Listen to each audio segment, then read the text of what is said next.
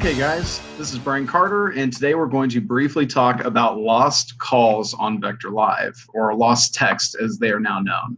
So to start off with, we're going to go ahead and just log on to Vector Live. On the recruiting panel, you're going to click the drop-down and go to Personal Recruits. If you click the drop-down again, you will see PR lost text. Now, what that actually is, when PRs go through Conveyor and the text-to-schedule system, we use the Team Builder app for applicants or trainees to upload their contacts, and all those contacts are then going to be messaged and going to be communicated with, sent links to where they can actually apply, and of course the whole system is more or less automated now. But there is a certain percentage of those communications that start, but they ultimately just sort of die off one way or the other. We don't actually get a yes, we don't actually get a no. The communication just more or less stops. Hence the term lost text. The reality is this is as close as we have to the warmest, freshest leads that have already been submitted into the system. So what this means is that these were people who have sort of self-sorted or self-selected. They've already expressed enough of an interest in, potential work or getting information that they did respond, but whether it's the limits in our communication or just some kind of gap there, or maybe they just got busy, after a few attempts, those conversations just died out. So what we have found in most top offices is that once they've gone through their normal PR work for the week, these are the easiest leads or the easiest touches to actually convert into people that we can set for interviews and ultimately become really productive trainees and members of our team. So just to kind of give you a quick sense for how this works, you're going to click on that PR lost text. Now what's going to happen is it's going to give you this list of these lost text PRs. Over here, just like everything else on Vector Live, it's going to show you how many days back we're going. Of course, you can set things in the filter for what you do and do not want to show.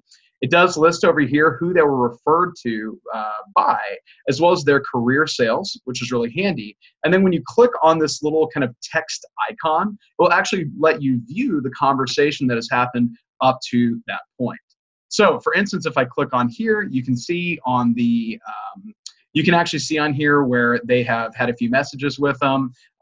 In this case, the applicant indicated that they actually have a new cell phone number. Now, I don't know for a fact that that number would not have been text. That seems like a really likely thing given the other messages here.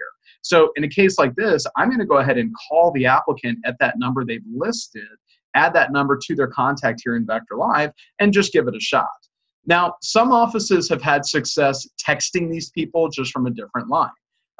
Just doing a follow-up text that says, hey, this is Brian Carter. I'm the manager in Highland Park. I work with your friend. Just thought I'd reach out one more time. I know we talked to you briefly before about the openings we're trying to fill. So there are some offices that are doing that. But I will tell you, a lot of the really top organizations have actually been switching over to calling these lost texts. And part of the idea being that there was somewhere where that communication broke down. So sometimes mixing it up a little bit, and they've already been receiving texts from the company, from the call center more or less. Getting a call from a local office, the local manager who works directly with their point of contact, we are finding in some cases that can be a lot more effective. So I think you need to go with whatever your division and region probably promotes. But in my case, I do recommend actually just calling them. We've so limited the amount of PR calling that we actually have to do, the outbound calls, that I think we forget sometimes of how good we actually are at those programs. Again, you can just continue clicking through here.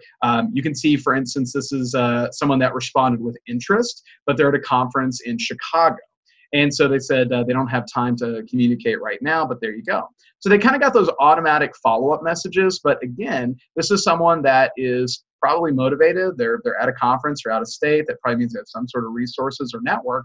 Could be a really great applicant for us to get a chance to try and get onto our team.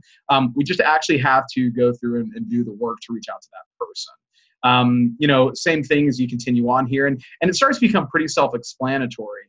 This is someone where people reached out just asking for a little more information about the job, and in this case, everything in the communication is positive and affirmative. It just never resulted in either them saying they're not interested, in which case they'd be removed from this list, or with them actually scheduling an interview by filling out the online form they were sent. So in all these cases, so far, the first 3 or 4 or 5 are all people we should absolutely be reaching out to again. So the reality is these lost calls and texts can be a very, very productive and simple resource and an easy way to fill in the gaps on those last remaining PRs that you need set for interviews for the week.